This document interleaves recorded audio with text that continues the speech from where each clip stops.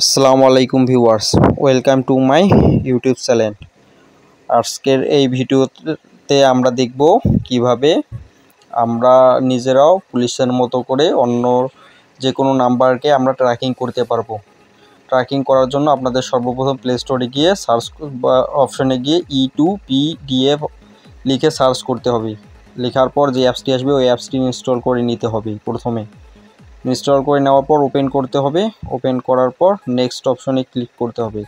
Click করার পর Thums and কন্ডিশনগুলো ভালো মতন করে পড়ে এখানে টিক চিহ্ন করে দিতে হবে। টিক চিহ্ন করে দেওয়ার পর নিচে ক্লিক টু কন্টিনিউ এই অপশনটিতে ক্লিক করতে হবে। ক্লিক করার পর মার্ক করা অপশনগুলোকে সিলেক্ট করে দেওয়ার পর এখানে নিচে যে অপশনটি আমি শিডিউল করে রাখছি এখানে আপনাদের যার নাম্বার আপনারা ট্র্যাকিং করতে চান ওই নাম্বারটি দিয়ে এক্সপোর্ট করে দিবেন।